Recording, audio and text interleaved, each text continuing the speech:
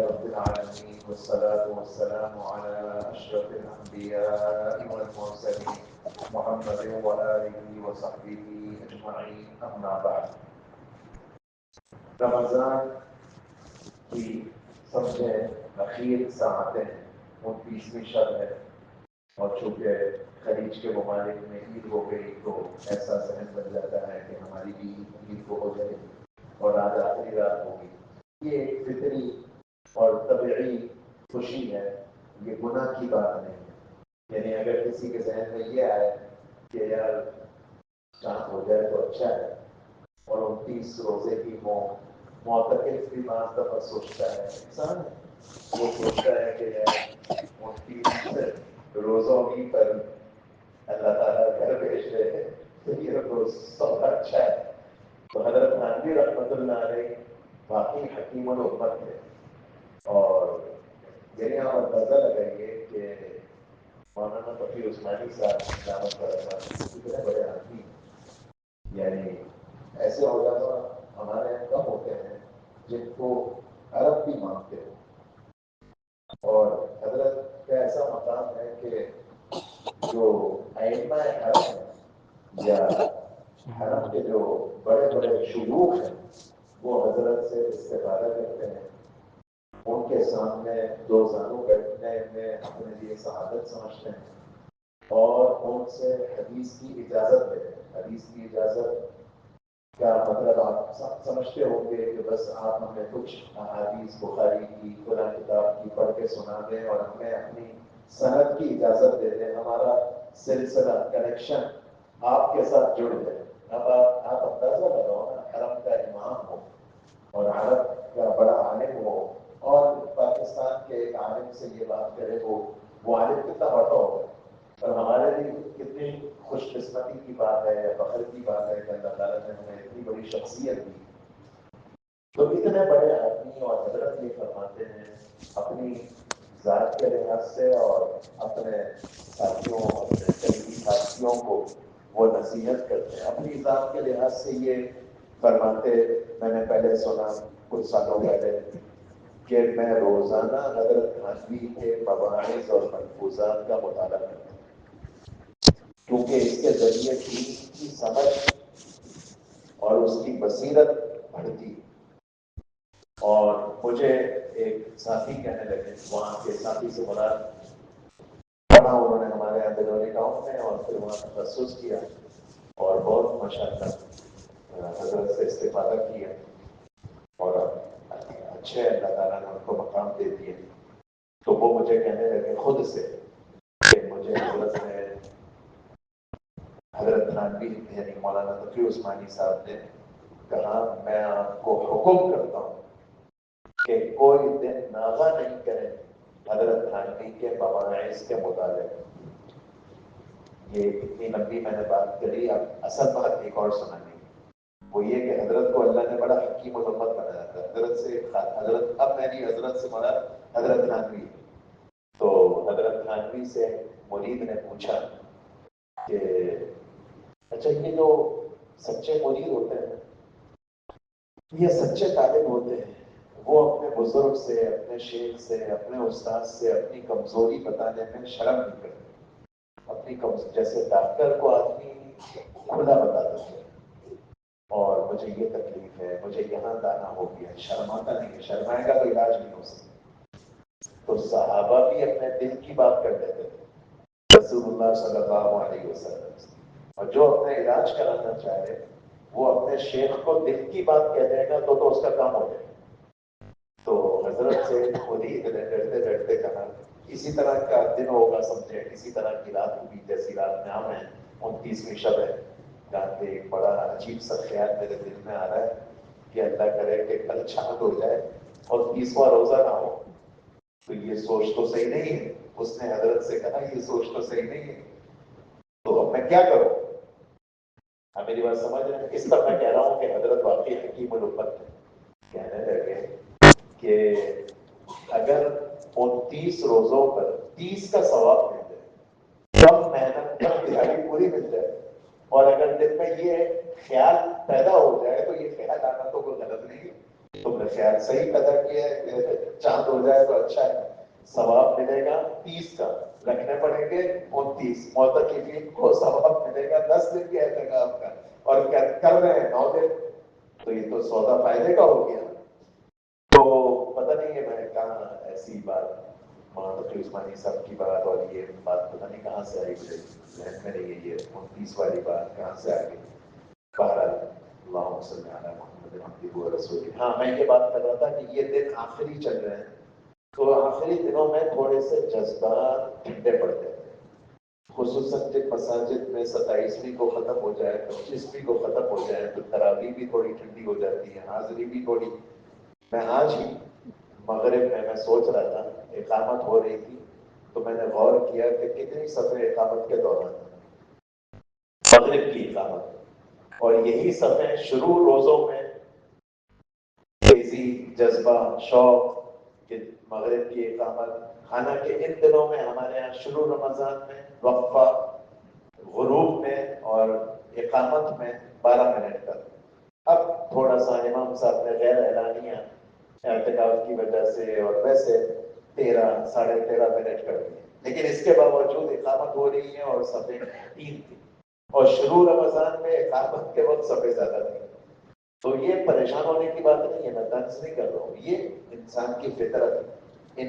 حدیث میں آتا ہے ان لکل شیء شرۃ ولکل شرۃ فترۃ، ہر چیز کے لیے شروع میں ایک تیزی ہوتی ہے، پھر وہ تیزی خود بخود تھوڑی ماند پڑ جاتی ہے، تو ہم اس وقت تھوڑے اس ماند والی تھندراہٹ والی کیفیت میں چل رہے ہیں، تو کوئی پریشان ہونے کی بات نہیں۔ اس کیفیت میں یعنی ان دنوں میں یا اس ایک دن میں ہمیں کرنا کیا ہے، تو یہ چند باتیں میں آپ سے کر لیتا ہوں اور پھر آپ سے رخصت ہو جاؤں۔ ایک بات تو یہ سمجھ میں آتی ہے قرآن سے اور احادیث نبویہ سے کہ رسول اللہ صلی اللہ علیہ وسلم نے امت کو یہ سکھایا کہ اپنے عمل کو اللہ سے قبول کرو، یعنی عمل کو الگ بتایا، عمل کو الگ بتایا، عمل کی ترغیب الگ دی، اور اس کی ترغیب الگ دی کہ اس عمل کو اللہ سے قبول کرو۔ اب میری بات سمجھ رہے؟ بعض باتیں سادہ ہوتی اور سیدھی ہوتی اور بہت زبان زد ہوتی، زبان زد کا مطلب یہ کہ زبان پر چڑھی ہوئی ہوتی، اس لیے ہمیں اس کی قدر نہیں ہوتی۔ نہیں سمجھ رہے آپ لوگوں کی توجہ ہے یا بیان سننے کے لیے بھی ٹھنڈے پڑے ہوئے؟ نہیں آپ فکر نہیں کر رہے، میں بھی ٹھنڈا پڑا ہوں، مطلب میں بھی جلدی رخصت ہو جاؤں۔ مجھے ایسا لگ رہا ہے کہ کوئی گھڑی دیکھ رہا ہے، کوئی ادھر ادھر دیکھ رہا ہے، تو اس طرح دیکھیں گے تو پھر تو میں جلدی چھٹی کر جاؤں گا۔ آپ کی توجہ ہوگی تو بات ہو سکے گی۔ ہم کمزور لوگ ہیں، بڑے لوگ ہوتے ہیں نا وہ بات کرتے رہتے ہیں، ہمیں تو سبق پڑھانے والے ہیں، ہمیں تو پوری توجہ چاہیے طالب علم، تو ہم جب مجمع میں جاتے ہیں تو ہوتا ہے بھائی ادھر ادھر کیوں دیکھ رہے ہیں، اس کی توجہ جب پڑتی ہے تو ہماری وہ ذہن جو مضمون چل رہا ہوتا ہے وہ نہیں، آپ کہتے ہیں فوکس ختم ہو گیا۔ تو حج میں ہم تھے تو ایسا ہوا کہ مولانا عبدالرؤف صاحب سکھروی دامت برکاتہ کا بیان ہو رہا تھا، نام سنا آپ نے؟ دارالعلوم کے بڑے مفتی، انہوں نے ایک عجیب بات کہی، یہ میں اس پر سنا رہا ہوں کہ بعض چیزیں، میں بات کیا کر رہا تھا یاد ہے؟ قبول، عمل کرنا، اور عمل کا دوسرا پہلو یہ کہ اس عمل کو اللہ سے قبول کرنا، یہ کام ہے ہمارے سے۔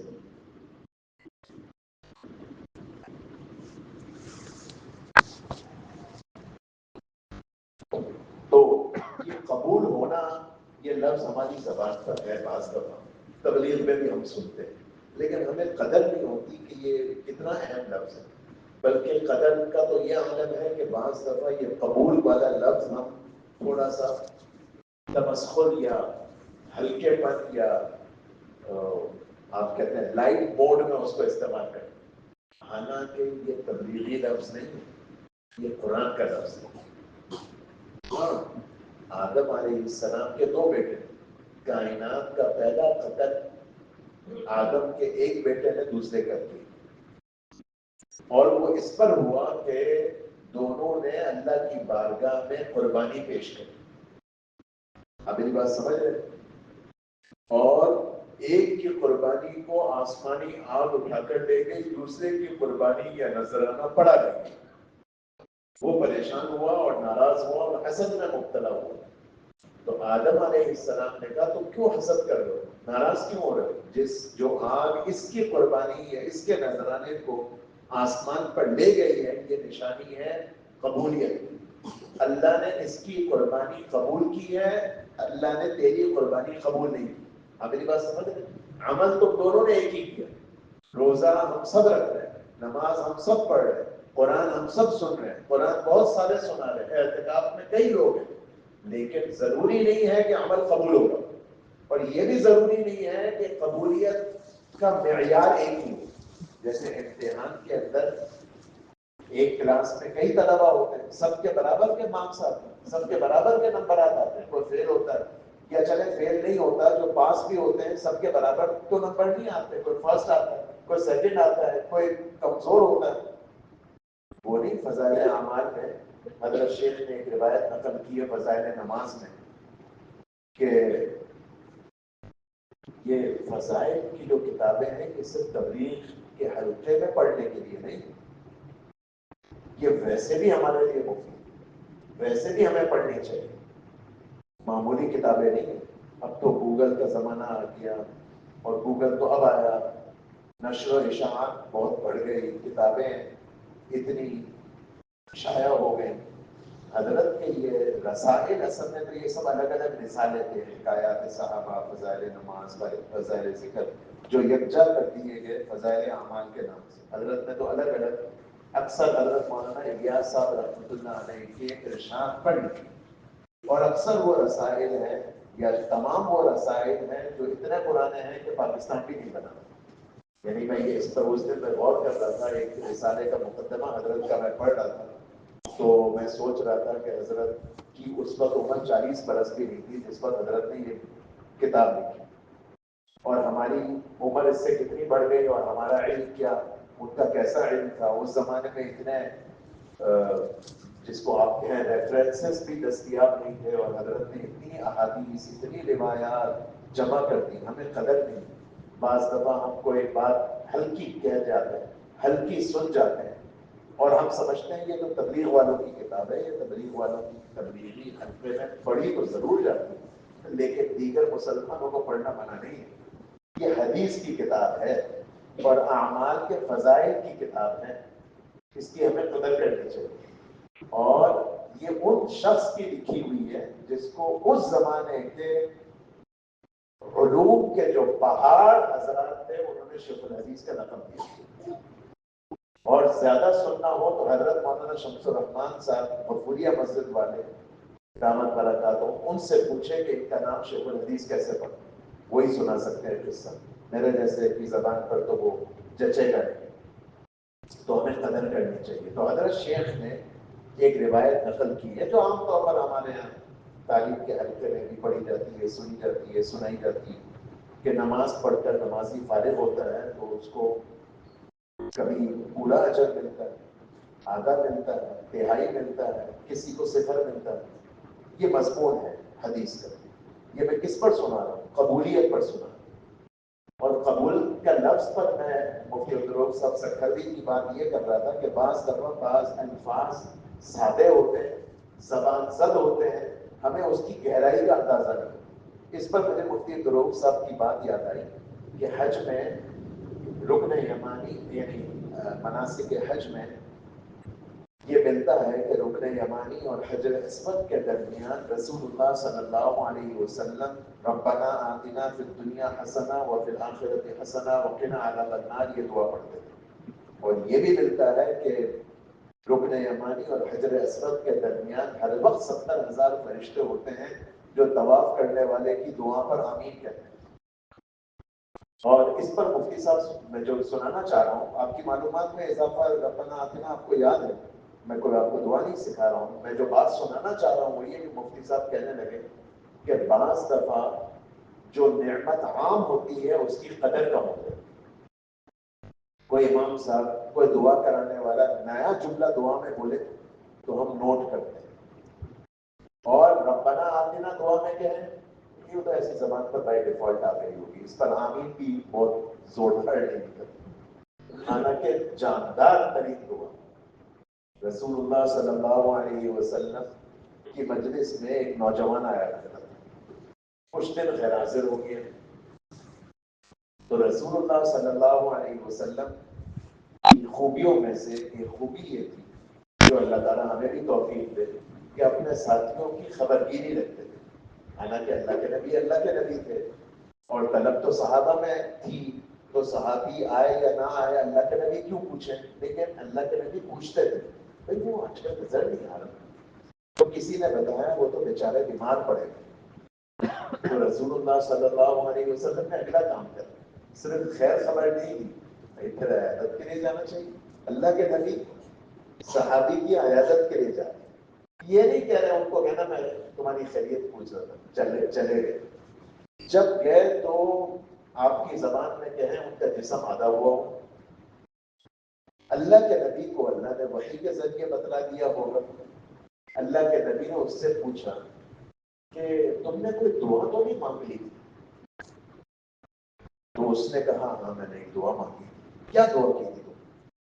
تو اس نے کہا کہ میں نے یہ اللہ سے کہا تھا اللہ گناہگار بہت ہوں، آخرت میں پکڑا جاؤں گا، تو جو تو مجھے آخرت میں سزا دینے کا ہے وہ دنیا میں دے دے۔ یہ جذبہ تو بیچارے کا اچھا تھا، لیکن اس اچھے جذبے کے ساتھ اس نے الفاظ ایسے کہہ دیے جس میں اپنے آپ کو پریشانی میں ڈال دیا، تو اس نے کہا اے اللہ کے رسول میں نے تو یہ دعا کی تھی، تو اللہ کے نبی نے کہا کہ بس یہی گڑبڑ کی، پھر اللہ کے نبی نے کہا تم نے یوں کیوں نہیں دعا کی، اللہم آتنا فی الدنیا حسنہ وفی الآخرۃ حسنہ وقنا عذاب النار، یوں کیوں نہیں مانگا؟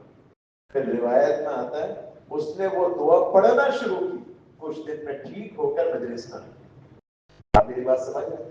یہ میں ساری بات کس پر سنا رہا ہوں؟ بعض دفعہ میں کہہ رہا ہوں کہ یہ دعا عام، مفتی صاحب کہنے لگے، ہاں مفتی عبدالرؤف صاحب سکردی کہنے لگے کہ یہ دعا ایسی ہے کہ ہر مسلمان کو عام طور پر یاد ہوتی ہے، لیکن پڑھتے ہم توجہ کے ساتھ یہ ناقدری ہو جاتی ہے، بعض دفعہ کوئی نعمت عام ہوتی ہے نا، جیسے پانی عام نعمت ہے، اس کی قدر کم ہوتی ہے، شربت کی قدر ہوگی، آپ میری بات سمجھ میں؟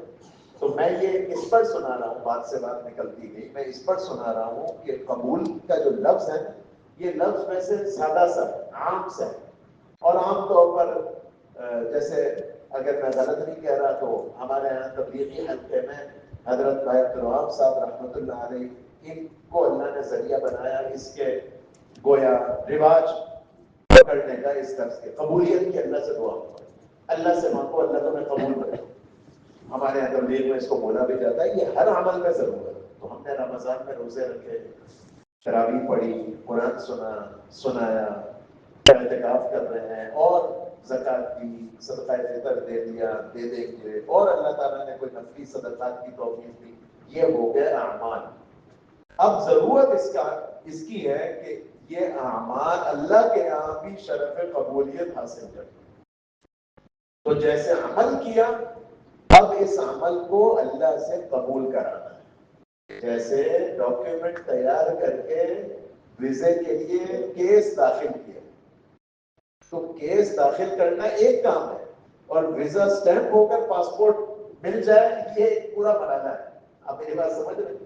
یہ بھی تو معلوم نہیں نا، میں نے تو سارے بینک اسٹیٹمنٹ بھی لگا دیا، سارے ڈاکیومنٹس بھی لگا دیے، پتہ چلے کہ بھائی وہ ریجیکٹ ہو کر واپس آئے، آپ میری بات سمجھ رہے ہیں؟ تو سفر ہو سکے گا؟ نہیں ہو سکے گا، اپنا کام پورا کرا، وہاں سے ایکسپٹنس نہیں ہوئی، سمجھ میں آ رہی؟ اسی طرح ہم نے عمل کیا، اب اس کی ضرورت ہے کہ اللہ سے اس کو قبول کریں، تو اس کو مانگنے کی ضرورت ہے، اس پر توجہ کرنے کی ضرورت ہے، اور اس کو کل تک عید کی رات تک اللہ سے بار بار مانگنے کی ضرورت ہے کہ اے اللہ، کیونکہ دیکھیں جو چیز قبول ہو جاتی ہے وہ پھر اپنا پھل دکھاتا ہے، یہ آپ کے سامنے بنا ریٹاؤن ہے، اگر آپ مسجد کو مائنس کر دیں تو مدرسے کی عمارت کتنی پھیلی ہوئی اور کتنی عالی شان اور کتنی عظیم الشان ہے، چھوٹی سی ہے، وہ جنازہ گاہ کی طرف ابھی کچھ سال ہوئے بڑی بلڈنگ کھڑی ہو گئی، ورنہ لیکن لوگ ترستے ہیں کہ ہمیں یہاں پڑھنا ہو، نصیب ہو جائے، اور باہر آپ نے بھی سنا ہوگا، ہمارے کتنے ساتھی ہمارے اپنے ملک کے جماعتوں میں آتے ہیں. ایک ساتھی ابھی تھوڑے دنوں پہلے لاہور کے کہنے لگے کاروبار کے لیے آئے ہوئے تھے، پھر کہنے لگے کہ مجھے فون کیا کہ میں بنولی ٹاؤن کی مسجد میں بیٹھا ہوں. تو میں نے کہا کہ یہاں کیسے بیٹھے ہوئے، کیسے آنا ہوا آپ کا، آپ تو اپنے کام کے لیے آئے ہیں. کہا میں جب بھی کام کے لیے بھی آتا ہوں کراچی اور مجھے موقع ملتا ہے تو میں عصر مغرب کے درمیان کسی طرح میں بنولی ٹاؤن کے شہر میں آ کر بیٹھ جاتا ہوں. مجھے یہاں بہت سکون ملتا ہے. اب یہ سکون کیا ملتا ہے، وہاں کوئی فرش ایسا ہے جس میں کوئی بات نہیں. وہ اصل میں پرانے لوگوں کی دعائیں ہیں کہ انہوں نے ادارے کو قبول کرا. وہ ایسا قبول ہو گیا کہ پڑھنے والا قبول، پڑھانے والا قبول، وہاں آنے والا قبول، سب کے دل پر اس کا اثر پڑا. اور ایسے آپ نے بھی کتنے لوگ دیکھے ہوں گے جنہوں نے کہا ہوگا کہ نہیں ہمیں بنولی ٹاؤن میں نماز پڑھتے ہیں تو بڑا سکون ملتا ہے. یہ کبھی آپ نے سنا نہیں؟ تو کیا بات ہے سکون ملتا ہے، نماز تو اللہ کی عبادت ہے. یہاں عثمانیہ میں پڑھ رہے ہیں، وہاں پڑھ رہے ہیں، یہ کیا بات ہوئی، حرم ہے کیا؟ حرم تو نہیں ہے. یہ کیا جملے کا مطلب ہے؟ تو یہ جب کوئی کتاب قبول ہو جائے، کوئی عالم قبول ہو جائے، کوئی محنت قبول ہو جائے، کوئی مدرسہ قبول ہو جائے، کوئی عمل قبول ہو جائے، کوئی بیٹا قبول ہو جائے، کوئی رشتہ قبول ہو جائے، یہ سب جگہ فٹ ہو جائے، بس وہ پھر آپ کی زبان میں کہتے ہیں پروڈکٹیو ہو، اس کے وہ پھلدار ہو، اور وہ عمل ایسا ہوگا. عمل تو سب نے کیا ہوگا لیکن کسی کے لیے وہ عمل ایسا ہوگا کہ اس کے اثرات متعدی ہوں. اس لیے بہت اہمیت اور توجہ کے ساتھ اس کو مانگنے کی ضرورت ہے. مانگیں گے انشاءاللہ. دوسری گزارش جو ان اخیر ساعتوں سے متعلق ہے، جو یہ بھی احادیث سے ملتی ہے، وہ یہ کہ عمل کے اخیر میں رسول اللہ صلی اللہ علیہ وسلم نے معافی مانگی بھی اور معافی مانگنا سکھائی. اس لیے آپ نے سنا ہوگا ائمہ کبھی کبھار ہمارے جیسوں کی تربیت کے لیے مائک میں زور سے جب سلام پھیرتے ہیں تو اللہ اکبر استغفر اللہ یہ پڑھتے ہیں. یہ رسول اللہ صلی اللہ علیہ وسلم پڑھا کرتے ہیں. تو نماز ادا کی، اللہ کے نبی نماز پڑھ رہے ہیں، اور اللہ کے نبی نماز پڑھ کر استغفار کیوں کر رہے ہیں؟ آپ میری بات سمجھ رہے ہیں؟ میں اور آپ تو چلے ہم کیسی نماز پڑھتے ہیں وہ میں اور آپ جانتے ہیں. اللہ کے نبی نماز پڑھ کے استغفار کر رہے ہیں. پھر اللہ کے نبی کے پاس امت کا سب سے بہترین فرد آیا، ایک نمبر کا امتی ہے، اس سے بڑھ کر امت میں کسی کا درجہ نہیں. کون؟ ابو بکر رضی اللہ عنہ. اے اللہ کے نبی، نماز کے اخیر میں سلام سے پہلے کیا دعا پڑھو؟ آپ میری بات سمجھ رہے ہیں؟ کون پوچھ رہے ہیں؟ میں اور آپ جیسے گناہگار نہیں پوچھ رہے، ابو بکر رضی اللہ عنہ پوچھ رہے، جو رسول اللہ صلی اللہ علیہ وسلم پر سب سے پہلے ایمان لانے والے. اللہ کے نبی کو انہوں نے اپنی بیٹی دی اور اللہ کے نبی کے بعد خلیفہ بنے. اللہ کے نبی نے اپنے بیماری کے ایام میں وفات سے قبل ان کو اپنے جانماز پر کھڑا کیا. اتنا بڑا آدمی اور اللہ کے نبی سے پوچھتا ہے کہ سلام سے پہلے کیا دعا پڑھو؟ تو اللہ کے نبی نے یہ دعا سکھائی جو مجھے آپ کو یاد ہے، لیکن کبھی غور کریں کہ کس نے سکھائی، کس کو سکھائی، اور دعا میں ہے کیا؟ اللهم إني ظلمت نفسي ظلما كثيرا ولا يغفر الذنوب إلا أنت فاغفر لي مغفرة من عندك وارحمني إنك أنت الغفور الرحيم. اے اللہ، میں نے اپنی جان پر بہت ظلم اور مجھے تیرے سوا کوئی نہیں بخش سکتا، بس آپ مہربانی کر کے بخش دیجیے. اچھا، اس میں عجیب بات ہے، آپ غور فرمائیے. فاغفر لی مغفرتن، آپ معاف کر دیجئے، یہ بھی نہیں فرمایا. فاغفر لی مغفرتن من عندک، آپ بس اپنے پاس سے معاف کر دیجئے. اپنے پاس سے معاف کر دیجئے کیا مطلب؟ معافی تو اللہ ہی کی طرف سے ہونی ہے. تو اپنے پاس سے معاف کر دے کیا مطلب؟ یعنی میں معافی حاصل کرنے کا مستحق نہیں ہوں، میں منہ بھی نہیں رکھتا ہوں کہ آپ سے کہوں مجھے معاف کر دیں، بس آپ ایسے ہی معاف کر دیں. کمال، کیسی دعا سکھائی. آپ غور فرمائیے کون سکھا رہے ہیں؟ رسول اللہ صلی اللہ علیہ وسلم. کس کو سکھا رہے ہیں؟ ابو بکر رضی اللہ عنہ. اور کس عمل کے بعد سکھا رہے ہیں؟ نماز کے بعد. آپ اندازہ لگائیں. تو مجھے آپ کو کتنی ضرورت ہے، ہم نے کیسے روزے رکھے ہیں، ہم نے کیسی تراویحیں پڑھی، ہم نے کیا اعمال کیسے کرے، یہ میں بھی جانتا ہوں اپنے بارے میں، ہر کوئی اپنے بارے میں جانتا ہے. لیکن کوئی مایوس ہونے کی ضرورت نہیں. کوئی اداس ہونے کی ضرورت نہیں ہے. ہمارے آپ کے رب کریم بھی ہیں، رحیم بھی ہیں، معاف کرنے والے بھی ہیں، اور ان کے ناموں میں سے ایک نام شکور بھی ہے، اور شکور کا معنی ہے قدردان. تو اللہ تعالیٰ بڑے قدردان ہیں. تو اس لیے اللہ تعالیٰ سے ہم معافی مانگیں کریں گے. تو دو باتیں ہو گئی.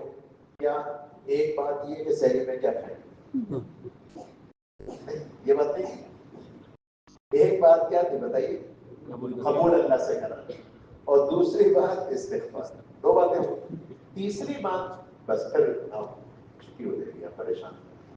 تیسری بات یہ کرنی ہے کہ یہ قرآن ابھی ہم نے سنا لیا، ہمیں قدر نہیں. اللہ تعالیٰ نے ہمیں اتنا عظیم کلام دیا. اللہ تعالیٰ ہمیں اس کی توفیق دے کہ ہم قدر کریں، اور قدر کی ایک ادنا شکل یہ ہے کہ ہم یہ قرآن سمجھنے کی کوشش کریں. البتہ خود سے نہیں، بلکہ مستند عالم سے رسمی انداز میں. رسمی سے مراد اردو والا رسمی نہیں، مطلب باقاعدہ اس کو ہم سیکھنے والے بنے، اور اس قرآن کو سمجھنے والے بنے. خود سے نہیں کہ تفسیرات میں لے لی اور پاؤں پھیلا کر ہم گویا مطالعہ کر رہے ہیں، جیسے کوئی اخبار کا مطالعہ کر رہے ہیں، جیسے کوئی اردو کی کتاب کا مطالعہ کر رہے ہیں. خود سے نہیں. اس لیے کہ صحابہ صاحب زباں ہونے کے باوجود ان سے بھی قرآن کے سمجھنے میں خطا لگ جاتا ہے. تو میرے آپ کی کیا حیثیت؟ آپ نے سنا ہوگا، تفصیل کی ضرورت نہیں ہے. یہ جو ہم روزہ شروع کرتے ہیں سحری کے وقت سے، اور سحری تو ہم کہتے ہیں ورنہ اصل میں یوں کہنا چاہیے صبح صادق کے وقت سے. تو قرآن نے اس کو یوں تعبیر کیا کہ یہ روزہ شروع ہوگا جب کالا دھاگا سفید ہو جائے. مراد یہ ہے کہ صبح صادق ہو جائے. قرآن نے یوں کہا. تو ایک صحابی نے تکیے کے نیچے دونوں دھاگے رکھے، ایک کالا بھی ایک سفید بھی، اور انتظار کرتے رہے کہ یہ کالا دھاگا سفید ہو جائے گا تو پھر میرا روزہ شروع ہوگا. اللہ کے نبی نے کہا بھائی یہ مراد نہیں ہے، مراد تو یہ ہے. آپ میری بات سمجھ رہے؟ ایک جنگ کا موقع تھا، تو حضور علیہ السلام کے زمانے کے بعد صحابہ کی ایک جماعت لڑائی میں تھی. ایک صحابی دشمن کے جتھے میں گھس گئے. تو دیکھنے والوں نے کہا کہ عجیب اس نے کام کرا، اکیلا چلا گیا دشمن کے جتھے میں. یہ تو نہ سمجھی کا کام ہے. اپنے پاؤں پر کلاڑی ماری، اپنے آپ کو اس نے ہلاکت میں ڈال دیا. حالانکہ قرآن کہتا ہے وَلَا تُلْقُوا بِأَيْدِيكُمْ إِلَى التَّهْلُكَةِ، اپنے آپ کو ہلاکت میں نہ ڈالو.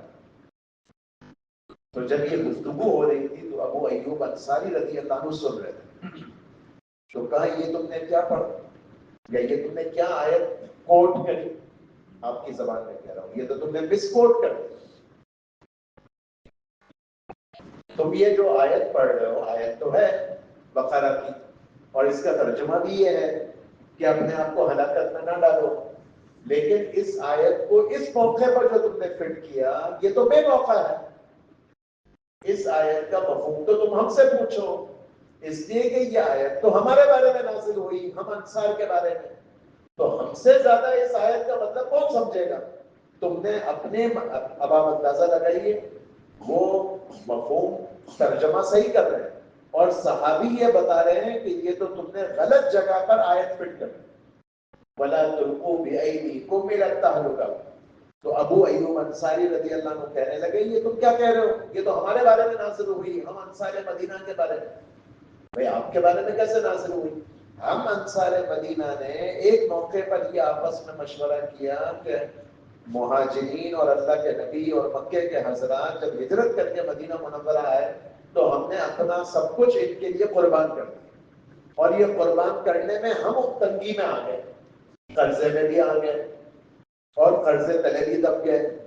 اب تو اسلام کو استحکام حاصل ہو رہا ہے، جو مکے کے حضرات آئے تھے وہ بھی اب سمجھیں سیٹ ہو گئے ہیں. تو اب ہمیں راہ خدا میں خرچ کرنے سے تھوڑا ہاتھ کھینچ لینا چاہیے، اور اپنے کاموں کو تھوڑا سا اسٹیبلش کرنا چاہیے. اس پر آیت آ گئی. یہ تم کیا سوچ رہے ہو؟ وَأَنفِقُوا فِي سَبِيلِ اللَّهِ، راہ خدا میں خرچ کرتے رہو. وَلَا تُلْقُوا بِأَيْدِيكُمْ إِلَى التَّهْلُكَةِ، اور یہ جو تم ہاتھ روکنے کا سوچ رہے ہو یہ تو گویا تم اپنے آپ کو ہلاکت میں ڈال دو. تم نے کہاں کا مضمون کہاں فٹ کر دیا. یہ ابو ایوب انصاری رضی اللہ عنہ. یہ میں اس پر کہہ رہا ہوں کہ اللہ ہمیں توفیق دے قرآن کی قدردانی کی اور قرآن سمجھنے والے بنے اور باقاعدہ سمجھنے والے بنے. اور اللہ نے نظام ہمارے لیے کراچی میں چلا دیا. ہم عالم اب نہیں بن سکتے لیکن ہم قرآن سیکھ سکتے ہیں. اس کے آپ کے پاس ذرائع ہیں، دراسات دینیہ کا کورس ہے اور مختلف اسباب ہیں.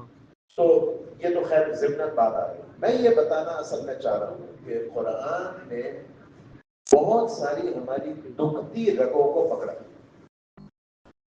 جو ہمارے لیے گویا دین سے دوری کا سبب ہے اور ہمیں آگے نہیں بڑھنے دے رہے. ہم رمضان جیسا موقع آ گیا، انابت بھی کسی درجے میں ہو گئی، مسجدیں بھی آباد ہو گئی. اب کیا ہوا؟ اب یہ ہوا کہ رمضان ختم، مسجد کی رونق ماند پڑ گئی. رمضان ختم ہو گیا تو وہ جو گناہ سے توبہ کری تھی وہ توبہ بھی اب نظر نہیں آ رہی. یہ رمضان کے بعد بھی محسوس ہوتا ہے، حج کے بعد بھی محسوس ہوتا ہے. اس طرح کے بہت سارے مواقع ہوتے ہیں جب نظر آتا ہے کہ انسان نے اپنی زندگی کو نہیں بدلا. وقتی طور پر تو کسی نیکی میں لگا لیکن اس کی زندگی میں انقلاب نہیں ہے. یہ کیوں ہے؟ تو قرآن نے اس میں بہت ساری باتیں کہی. میں ان میں سے چند باتیں آپ کو سناتا ہوں. ایک بات تو قرآن نے یہ کہی کہ الشیطان سول لهم واملی لهم. اصل میں شیطان نے تمہیں پٹی پڑھائی کہ ابھی تو بڑا وقت پڑا. پنجاب والے کہتے ہیں ہوڑ تو میلا بھی، ابھی تو تم جوان ہو، ابھی تو تمہاری شادی بھی نہیں ہوئی ہے، ابھی تو تمہارے بال بھی کالے ہیں، ابھی تو اب تمہاری نئی نئی شادی ہوئی ہے. زندگی بدلنا تمہارے لیے تھوڑی ہے، شوق قربان کرنا تمہارے لیے تھوڑی ہے. حدیث میں اس کو کہا تصویف کا فتنہ. سوفا یہ طلبہ جانتے ہیں جب عربی میں آتا ہے اس کا مطلب ہے میں یہ کام قریب کر دوں. تو حدیث میں آتا ہے شیطان انسان کو تصویف کے فتنے میں ڈال دیتا ہے. بات تو آپ صحیح کر رہے ہیں لیکن ابھی نہیں، پھر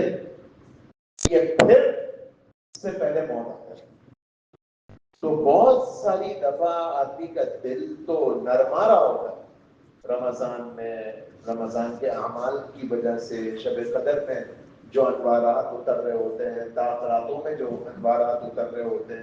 آپ نے دیکھا ہوگا بعض راتوں میں خود بخود رونا آ رہا ہوتا ہے. تو یہ اللہ کی طرف سے انوارات اور رحمتوں کی کثرت ہوتی ہے کہ دل نرم پڑ رہا ہوتا ہے. تو یہ تو ہو رہا ہوتا ہے لیکن شیطان درمیان میں آ جاتا ہے. ایک تو قرآن نے یہ کہا. پھر قرآن نے یہ بھی کہا فَمَنْ زُيِّنَ لَهُ سُوءُ عَمَلِهِ فَرَآهُ حَسَنًا. اور اس کے لیے اور بھی آیت ہے کہ شیطان ایک پٹی یہ پڑھاتا ہے، ایک جھانسا یہ دیتا ہے کہ کر رہا ہوتا ہے غلط کام اور شیطان اس کو سمجھا یہ رہا ہوتا ہے کہ تم تو بالکل ٹھیک کر رہے ہو، یہی دین ہے، یہی اسلام ہے، اسی کا نام مذہب ہے. کر رہا ہوتا ہے 100% غلط اور غلط کر رہا ہوتا ہے پورے دعوے کے ساتھ کہ میں صحیح کر رہا ہوں. قرآن نے یہ کہا اور یہ بھی کہا کہ وہ غلط کر کے اپنے آپ کو بالکل 100% پرفیکٹ سمجھ رہا ہوں. اب آپ اندازہ لگاؤ، ابھی میں نے استغفار کی بات کہی تو معافی کون مانگے گا؟ جو اپنے آپ کو گناہگار سمجھے گا، جو اپنے آپ کو کوتاہ سمجھے گا. اور جو اپنے آپ کو 100% درست سمجھے گا وہ یہ کہے گا کہ اے اللہ میری غلطی کو معاف کرے. وہ تو غلطی ہی کو نہیں مان رہا تو معافی کیسے مانگے گا؟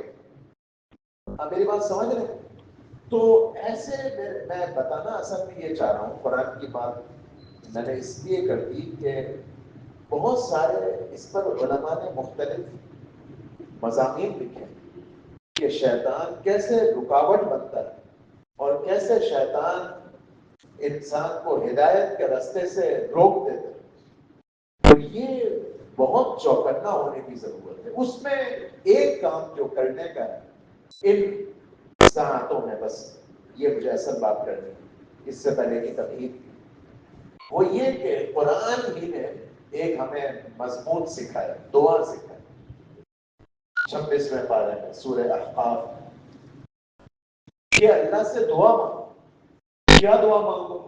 اب یہ کوئی نہیں مانگتا جیسے ربنا آتنا، کوئی دل سے نہیں مانگتا. پڑھ لیتے ہیں کبھی بھی دعا میں زبان پر چڑھ جاتی ہے، ہمیں نہیں پتا ہوتا کیا مانگ رہے ہیں، زبان پر چڑھی ہوئی ہوتی. ایسے اگلی دعا یہ بھی ہم نہیں مانگتے. یہ 26ویں پارے میں سکھائی، مانگنے کو بتایا، مانگتا کوئی نہیں. رب اوزعنی ان اشکر نعمتک التي انعمت علی وعلى والدی وان اعمل صالحا ترضاه واصلح لي في ذریتی انی تبت الیک وانی من المسلمین. اب میں ترجمہ کر دیتا ہوں، آپ سمجھے توجہ سے تو کتنی عجیب دعا ہے. اے اللہ تو میرے نصیب کو جگا دے کہ میں تیرے احسانات کا شکر کرنے والا بنوں. ان احسانات کا بھی جو آپ نے مجھ پر فرمائے، ان احسانات کا بھی جو میرے والدین پر فرمائے. اور اے اللہ تو میرا نصیب جگا دے کہ میں وہ عمل اختیار کروں جو تیرے یہاں پسندیدہ ہے. ابھی میں نے تھوڑی دیر پہلے بات کری تھی نا کہ کر رہا ہوں غلط اور سمجھ رہا ہوں درست. تو اب جملہ کیا آ گیا؟ اے اللہ میں صحیح کروں، اور صحیح کی کسوٹی ہے، کرائٹیریا یہ ہے کہ وہ تیرے نزدیک صحیح ہو. میں صحیح سمجھوں اس کا کیا اعتبار؟ جو صحیح ہے اللہ تیرے نزدیک ہے، میری انگلی پکڑ کر، میرا کان پکڑ کر، میری پیشانی کے بال پکڑ کر مجھے اس سڑک پر چلا. تو پھر تیسرا، اے اللہ تو میری اولاد کی بھی اصلاح کر.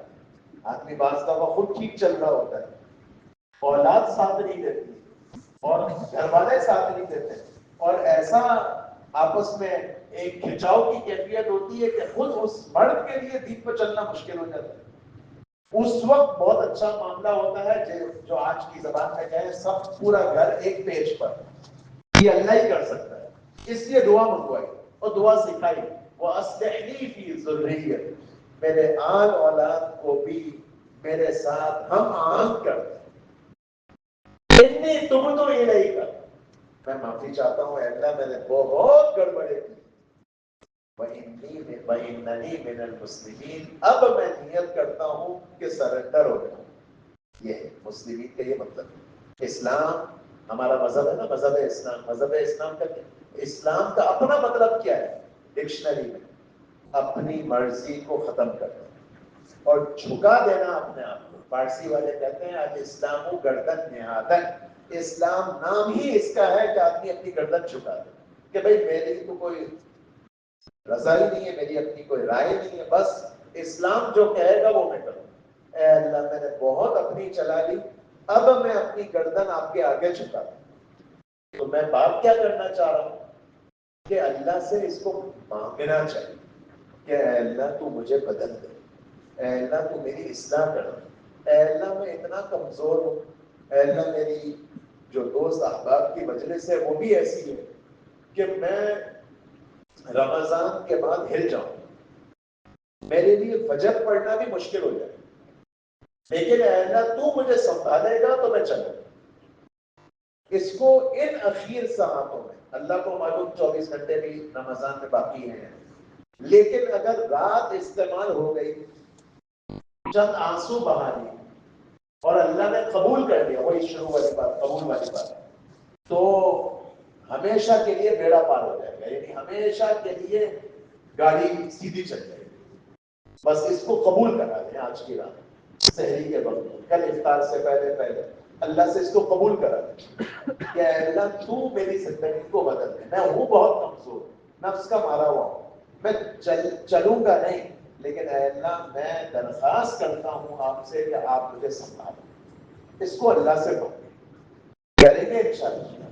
دوسرا جو سبب قرآن نے بتایا اس سے بچنے کا، میں نے بات تو یہ کری کہ شیطان اصل میں ہمارا سب سے بڑا دشمن امریکہ نہیں ہے، ہندوستان نہیں ہے. ہمارا سب سے بڑا دشمن کون ہے؟ شیطان. اور شیطان ایسے حملے کرتا ہے کہ، اور یہ میں قرآن کی بات میں نے اس پر کہی کہ یہ سمجھنے کی ضرورت ہے کہ شیطان کے داؤ قرآن نے کیا کیا بتایا. خیر یہ اس کا موقع نہیں ہے، لیکن اس کے حل میں ایک تو دعا، دوسرا کیا بتایا قرآن نے کہا، میں اپنی طرف سے نہیں کہہ رہا، وَمَن يَعْشُ عَن ذِكْرِ الرَّحْمَنِ نُقَيِّضْ لَهُ شَيْطَانًا فَهُوَ لَهُ قَرِينٌ، کہ جو میری یاد سے غافل ہوتا ہے میں شیطان کو اس کے ساتھ نتھی کرتا ہوں، شیطان اس کے ساتھ چپک جاتا ہے. قرآن کہہ رہا ہے. اور اگر میرے ساتھ شیطان چپکا ہوا ہوگا تو میں شیطانی ہی کروں گا، میں شیطانی ہی کام کروں گا. اور کیا کروں گا؟ یہ کس کو سزا دیتے ہیں؟ شیطان کس کے ساتھ چپک جاتا ہے؟ کہ جو اللہ کی یاد سے غافل ہو. تو کیا مطلب؟ جو اللہ کی یاد میں لگے گا شیطان اس سے دور ہو جائے گا. اس لیے ایک حدیث سنا کر بات ختم کرتا ہوں. رسول اللہ صلی اللہ اور صحیح حدیث ہے، رسول اللہ صلی اللہ علیہ وسلم نے فرمایا کہ جب انسان سوتا ہے تو شیطان انسان کی گدی پر، اس جگہ پر 3 گرہیں لگا دیتا ہے. اب جب صبح ہوتی ہے، اب اگر یہ اٹھ کر اللہ کا نام لے لے، الحمدللہ الذی احیانا بعدما اماتنا والیہ النشور، یا اللہ کا کچھ بھی نام لے لیا، اللہ یہ کہہ دیا، بسم اللہ کہہ دیا، بس اللہ کا نام لے لیا، وہ ایک گرہ کھل جاتی. اب یہ باتیں نہیں سمجھ میں آتی، باتیں تو ڈاکٹروں کی بھی نہیں سمجھ میں آتی، ہم کیسے اس کی بات مانتے ہیں؟ اور یہ تو اللہ کے نبی کی بات ہے، حق بات ہے. اب میری بات سمجھ رہے ہیں؟ ایک گرہ کھل جاتا ہے، پھر یہ وضو کرتا ہے، دوسری گرہ کھل جاتا ہے، پھر یہ نماز فجر کی ادا کرتا ہے تو وہ تیسری گرہ بھی کھل جاتی ہے. پھر کیا ہوتا ہے؟ یہ حشاش بشاش بڑا خوش، اس کو ایک نورانیت محسوس ہوتی ہے. وگرنہ اگر شیطان اگر سورج طلوع ہو گیا اور فجر نہیں پڑی تو فرمایا کہ شیطان اس کے کان میں پیشاب کر دیتا ہے. اور یہ صبح اس حال میں کرتا ہے کہ حدیث کے الفاظ یہ ہیں کہ یہ خبیث النفس ہوتا ہے اور کسلان ہوتا ہے. کسلان کا معنی ہے سست، اور خبیث النفس کا کیا مطلب؟ خبیث النفس کا مطلب آپ یوں سمجھیے کہ اس کو الگ الگ وساوس آ رہے ہوتے ہیں، توہمات آ رہے ہوتے ہیں، خیالات اس کو پریشان کر رہے ہوتے ہیں، بال بچوں کے خیالات، روزی کے بارے میں فکر، کاروبار کے بارے میں فکر، پیمنٹیں ملے گی نہیں ملے گی، یہ ایک انجان خوف، پتہ نہیں کیا کیا خوف، پتہ نہیں بچوں کا کیا ہوگا، پتہ نہیں بچوں کی تعلیم کا کیا ہوگا، پتہ نہیں بیٹی بڑی ہو رہی ہے رشتے کا کیا ہوگا. ایک پریشان خیالات کا ہجوم ہوتا ہے جو اس کو پریشان کر رہا ہوتا ہے، اور وہ اسی کا کیفیت میں صبح ناشتہ کر رہا ہوتا ہے، اسی کیفیت میں بیوی سے لڑ رہا ہوتا ہے، اسی کیفیت میں کاروبار کی جگہ جا رہا ہوتا ہے، وہاں لوگوں سے الجھ رہا ہوتا ہے. اور وجہ کیا ہے؟ وَأَصْبَحَ خَبِيثَ النَّفْسِ كَسْلَانًا. آپ میری بات سمجھ رہے ہیں؟ اس لیے میرے دوستوں یہ 2 باتیں، ایک تو ہم اللہ سے مانگیں ان اخیر گھڑیوں، اگر چاند ہو جاتا ہے تو اب سے لے کر کل غروب 6:46 6:47 تک بس یہ وقت. اب آپ اندازہ لگا لیں کتنے گھنٹے باقی. ایک صورت یہ ہے شب اتوار، بس سوئیں گے، ظہر 2 بجے کہاں پر ہے یہ پتہ ہونا چاہیے. ایک صورت یہ بھی ہے سوچ کی، اور ایک صورت یہ ہے کہ میں بس چند گھنٹے رہ گئے ہیں تو میں یہ کام میں لگا دوں، صلاۃ التسبیح پڑھ لوں، صلاۃ الحاجت پڑھ لوں، اور اللہ سے مانگ لوں، کچھ آنسو بہا لوں، اپنے لیے اپنے بال بچوں کے لیے اللہ سے فیصلہ کرا. ایک، اور نمبر 2 یہ طے کر لیں آج کے بعد کہ ہم ذکر کا اپنے آپ کو عادی بنائیں. ایسا ماحول بن گیا کہ ہم ذکر کرنا بزرگوں کے لیے خاص سمجھتے ہیں یا بوڑھوں کے لیے سمجھتے ہیں.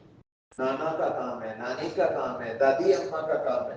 میرے جیب میں تسبیح تو یہ تو میں تو ابھی جوان ہوں، میں تو ابھی چھوٹا ہوں، میں تو ابھی بچہ ہوں، میں تو ابھی دولہا ہوں، تو میرے جیب میں تو تسبیح اچھی نہیں لگے. حالانکہ ہمارے حضرت مولانا حبیب اللہ مختار صاحب رحمۃ اللہ علیہ جو بنوری ٹاؤن کے تیسرے، حضرت بنوری کے بعد مفتی احمد الرحمان صاحب رحمۃ اللہ علیہ معتمد بنے، 90 میں ان کا انتقال ہوا. پھر حضرت مولانا حبیب اللہ مختار صاحب رحمۃ اللہ علیہ معتمد بنے، 97 میں ان کی شہادت ہوئی. وہ فرماتے تھے میں نے تسبیح کا نام رکھا ہے تنبیہ الغافلین. تنبیہ الغافلین کا کیا مطلب؟ غفلت سے جگانے کا ذریعہ، کہ اس کے ذریعے آدمی جیب میں کچھ ٹٹول رہا ہوتا ہے چابی، اور ہاتھ میں آ جاتی ہے تسبیح اور یاد آ جاتا ہے کہ وہ میں نے تو آج ذکر کیا ہی نہیں. تو طے کر لیں، جتنے نوجوان بھی بیٹھے ہیں وہ طے کر لیں کہ یہ ذکر دادا ابا کے لیے نہیں ہے، صرف دادی اماں کے لیے نہیں ہے، میرے لیے بھی. اس رسول اللہ صلی اللہ علیہ وسلم نے فرمایا کہ ذکر مسلمان کے لیے حصن حسین ہے، مضبوط ترین قلعہ ہے. پتہ ہے کیسا آدمی کو اطمینان ہو جائے اگر کوئی ایسی جگہ چلا جائے جہاں کینٹ کا ایریا ہو، جہاں سیکیورٹی گارڈ ہو، تو آدمی کہتا ہے بس کوئی مسئلہ نہیں ہے. وہ ہمارے علاقے، ہمارے اپنے یہاں فلانی سوسائٹی میں بینک ہے، وہاں سے کیش نکالنے میں کوئی بوجھ نہیں ہوتا. تو آدمی کیا سمجھتا ہے؟ اپنے آپ کو محفوظ سمجھتا ہے. ذکر کرنے والا وہ اللہ کی حفاظت میں آتا ہے. کس سے محفوظ ہو گیا؟ شیطان سے. اور سارا کھیل ہمارے ساتھ جو دین سے، اسلام سے دور ہمیں کرتا ہے، وہ کون کرتا ہے؟ شیطان. تو کریں گے قبولیت اللہ سے مانگنی، کمی کوتاہیاں رہ گئی اللہ تعالیٰ سے اس کی معافی مانگنی، اور دعا مانگنی ہے اللہ تعالیٰ سے مستقبل کی استقامت، اور اس میں شیطان سے حفاظت کے لیے آج سے ذکر کو اپنی عادت بنا کریں گے انشاءاللہ. اب دعا ہاں سورہ احقاف کے دوسرے رکوع میں ہے. آیت تو پوری نہیں ہے، پوری آیت تو لمبی ہے، اس میں ایک دعا ہے، یہ آپ پڑھیں گے تو آپ کو مل جائے گی. رب اوزعنی ان اشکر نعمتک التي انعمت علی وعلى والدی وان اعمل صالحا ترضاه واصلح لي في ذريتي انی تبت الیک وانی من المسلمین. سبحان ربی العلی الاعلی الوهاب، سبحان ربی العلی الاعلی الوهاب، سبحان ربی العلی الاعلی الوهاب. لا الہ الا اللہ وحدہ لا شریک له احدا صمدا لم یلد ولم یولد ولم یکن له کفوا احد. اللهم انا نسألك بأننا نشهد انك انت الله الاحد الصمد الذي لم يلد ولم يولد ولم يكن له كفوا احد. اللهم صل على محمد وعلى آل محمد كما صليت على إبراهيم وعلى آل إبراهيم إنك حميد مجيد. اللهم بارك على محمد وعلى آل محمد كما باركت على إبراهيم وعلى آل إبراهيم إنك حميد مجيد. اللهم صل على سيدنا ومولانا محمد صلاة تنجينا بها من جميع الأهوال والآفات وتقضي لنا بها جميع الحاجات وتطهرنا بها من جميع السيئات وترفعنا بها عندك أعلى الدرجات وتبلغنا بها أقصى الغايات من جميع الخيرات في الحياة وبعد الممات إنك على كل شيء قدير. لا إله إلا الله الحليم الكريم. سبحان الله رب العرش العظيم. الحمد لله رب العالمين. نسألك موجبات رحمتك وعزائم مغفرتك والغنيمة من كل بر والسلامة من كل إثم. لا تدع لنا ذنبا إلا غفرته ولا هما إلا فرجته ولا كربا إلا نفسته ولا ضرا إلا كشفته ولا حاجة هي لك رضا إلا قضيتها يا أرحم الراحمين. اللهم أنت ربنا لا إله إلا أنت خلقتنا ونحن عبيدك ونحن على عهدك ووعدك ما استطعنا نعوذ بك من شر ما صنعنا نبوء لك بنعمتك علينا نبوء بذنوبنا فاغفر لنا فإنه لا يغفر الذنوب إلا أنت. اے اللہ تو اپنے کرم سے ہم سب کو قبول فرما. اے اللہ جو ہم سے ٹوٹی پھوٹی عبادتیں ہوئی، روزے رکھے گئے، تراویح ہوئی، قرآن کا سنانا ہوا، قرآن کا سننا ہوا، تلاوت ہوئی، ذکر ہوا، عمرے ہوئے، اعتکاف معتکفین فرما رہے ہیں، صدقہ دیا، صدقہ فطر دے رہے ہیں، زکوٰۃ ہے اللہ تو نے ادا کرنے کی توفیق دی. اے اللہ جتنے کام ہوئے اپنے کرم سے اپنی بارگاہ میں اس کو قبول فرما. اے اللہ ہم سب کو دین کے لیے قبول فرما، ہم سب کو ہدایت کے لیے قبول فرما، ہم سب کو ہدایت کے دنیا میں پھیلنے کے لیے قبول فرما. اے اللہ تیری طرف سے قبولیت ہو گئی تو ہمارا بیڑا پار ہو جائے. اپنے کرم سے ہم میں سے کسی کو محروم نہ فرما، ہم میں سے کسی کو بدبخت نہ بنا۔ اے اللہ ہم سے جو کوتاہیاں ہوئی اپنے کرم سے اس کو دور فرما، جو کمیاں ہوئی اے اللہ اس سے درگزر فرما۔ اے اللہ جو گناہ انجانے میں ہوئے یا جان بوجھ کر ہوئے، دن کے اجالے میں ہوئے رات کے اندھیرے میں ہوئے، اے اللہ جس عذر سے ہم نے جو گناہ کیے، اے اللہ اپنے کرم سے ان گناہوں سے درگزر فرما۔ اے اللہ ہمیں ہمارے گناہوں کے وبال سے، اس کی نحوست سے، اس کی سزا سے بچا لے۔ اے اللہ ہمارے گناہوں کی سزا سے ہماری آن اولاد کو بھی بچا لے، اس کی نحوست سے اے اللہ ہمارے بچوں کو بھی محفوظ فرما۔ اے اللہ اپنی نافرمانی سے اور گناہوں سے آئندہ کے لیے ہماری ایسی حفاظت فرما جیسے مریض ڈاکٹر کی بتائی ہوئی پرہیز کی چیزوں سے بچتا ہے، اے اللہ ایسے ہمیں گناہوں سے بچنے والا بنا۔ اے اللہ ہماری کفر سے حفاظت فرما، شرک سے حفاظت فرما، بدعت سے حفاظت فرما، کبیرہ گناہوں سے حفاظت فرما، زنا سے حفاظت فرما، شراب سے اے اللہ حفاظت فرما، ہر قسم کے بے حیائی کے گناہوں سے اپنے کرم سے ہماری حفاظت فرما۔ اے اللہ جو گناہ آج تک کیے اے اللہ ان کو اپنے کرم سے معاف فرما۔ اے اللہ دین پر چلنے کی ہمیں ہمت اور طاقت نصیب فرما۔ اے اللہ ہدایت پر چلنے کی ہمیں توفیق نصیب فرما۔ اے اللہ جو خیر کے اعمال آپ نے رمضان میں کرائے رمضان کے بعد اس پر استقامت نصیب فرما۔ اے اللہ اپنے کرم سے استقامت نصیب فرما۔ اے اللہ ہمارے جملہ متعلقین کو استقامت نصیب فرما۔ اے اللہ ہمارے والدین، ہمارے اکابر، ہمارے مشائخ، ہمارے اساتذہ، ہمارے جملہ اقارب، نسبی رشتہ دار ہوں، سسرالی رشتہ دار ہوں، اے اللہ جو آپ کے پاس پہنچ چکے ان کی کامل مغفرت فرما، ان کے درجات بلند فرما، ان کی قبر کو جنت کا باغ بنا، جنت الفردوس میں داخلہ ان کے لیے مقدر فرما، رسول اللہ صلی اللہ علیہ وسلم کے پڑوس والی جنت ان کے لیے مقدر فرما۔ اے اللہ ہم میں سے جن کے والدین یا ان میں سے کوئی ایک موجود ہے انہیں ان کی خدمت اور ان کے وجود کو سعادت سمجھنے کی توفیق نصیب فرما، ان کی صحت اور زندگی میں برکت عطا فرما۔ اے اللہ تو اپنے کرم سے جتنے ہم میں ہمارے متعلقین میں بیمار ہیں انہیں صحت اور عافیت نصیب فرما، خصوصاً اے اللہ ہمارے حضرت ڈاکٹر نوشاد صاحب کو اپنے خزانہ صحت میں سے صحت عطا فرما۔ اے اللہ ان کو عافیت عطا فرما، ان کی جملہ بیماریاں دور فرما، ان کی مجالس، ان کے بیانات، ان کی خانقاہ کی ترتیب اے اللہ اس کو دوبارہ بحال فرما، اپنے کرم سے ان کے فیض کو عام فرما، امت کے لیے ان سے استفادہ دوبارہ آسان فرما، اپنے کرم سے ان کی عمر میں صحت میں برکت عطا فرما۔ اے اللہ اپنے کرم سے ہم سے نعمت چھن جائے اس عذاب سے ہمیں بچا، عافیت کے حالات ہم سے پھر جائیں اس سے ہمیں بچا، اپنی ناراضگی سے ہمیں بچا، ناگہانی آفتوں سے ہمیں بچا، دشمنوں کے حسد سے ہماری حفاظت فرما، اپنی ناراضگی سے ہماری حفاظت فرما، بدبختی سے ہماری حفاظت فرما۔ اے اللہ لا علاج بیماری سے ہماری حفاظت فرما۔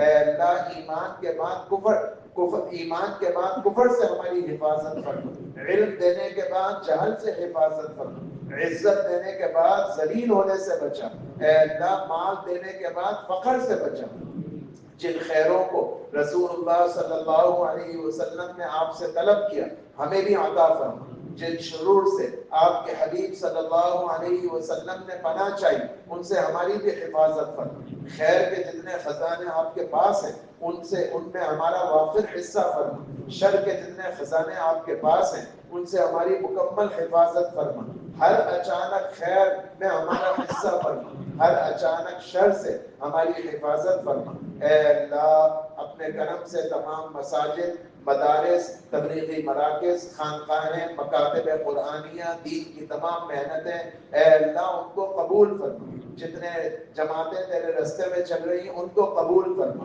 ان کو اپنی رضا کے مطابق کام میں لگنے والا بنا، ان کی مشکلات کو حل فرما، ان کے کاموں کو آسان فرما، رکاوٹوں کو اپنے کرم سے دور فرما، ان کے کاموں کو اے اللہ اپنے کرم سے قبول فرما۔ اے اللہ ہمارے علماء کرام، ہمارے صلحاء، ہمارے بزرگ اے اللہ ان کی عمر میں برکت عطا فرما، ان کی حفاظت فرما۔ مسلمان جہاں کہیں بھی دنیا میں آباد ہیں، ان کے ایمان کی، جان و مال کی، عزت اور آبرو کی، گھر بار کی حفاظت فرما۔ اے اللہ ہمارے فلسطین کے بھائیوں کی مدد فرما، حفاظت فرما، دشمن کے خلاف ان کی حفاظت فرما، غلبہ عطا فرما۔ اسلام اور مسلمانوں کو ساری دنیا کے اندر غلبہ عطا فرما، ساری دنیا کے اندر مدد فرما، حرمین شریفین کی حفاظت فرما، عرب اور عجم والوں کی کو ہدایت نصیب فرما، ہمارے مردوں کو بھی ہدایت نصیب فرما، ہماری عورتوں کو بھی ہدایت نصیب فرما، ہمارے جوانوں کی جوانیاں ضائع ہونے سے بچا۔ اے اللہ دجالی فتنوں سے اور جدید آلات کے فتنوں سے ہماری حفاظت فرما، ہماری دعاؤں کو اپنے کرم سے قبول فرما۔ اے اللہ جو حاجت مند ہیں حاضرین میں، ہم میں اور ہمارے متعلقین میں، ان کی تمام حاجتوں کو ہم سے زیادہ آپ جانتے ہیں، اپنے کرم سے تمام حاجتوں کو پورا فرما، تمام پریشان حالوں کی پریشانیاں دور فرما، مقروضوں کو قرضوں سے خلاصی عطا فرما۔ اے اللہ ناجائز مقدمات اور ناجائز قید میں جو لوگ مبتلا ہیں انہیں عافیت نصیب فرما، گھروں میں جو جوان بچے بچیاں رشتے کے منتظر ہیں جوڑ کے رشتے ان کو میسر فرما۔ اے اللہ گھروں کے جھگڑوں کو ختم فرما، جن میاں بیوی میں ناچاقی ہے ناچاقی کو ختم فرما۔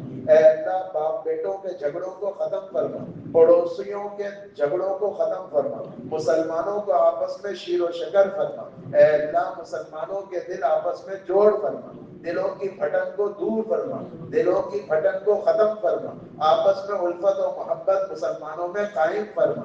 اے اللہ ہمارے ملک کی حفاظت فرما، ہمارے ملک کے جو کرتے دھرتے ہیں ان کو ایمان کامل عطا فرما، ان کو ہدایت نصیب فرما، اپنی اور اپنے حبیب صلی اللہ علیہ وسلم کی محبت انہیں عطا فرما۔ اے اللہ وہ فیصلے کرنے کی توفیق نصیب فرما ان کو جس میں اسلام کا، مسلمانوں کا، پاکستان کا بھلا ہو۔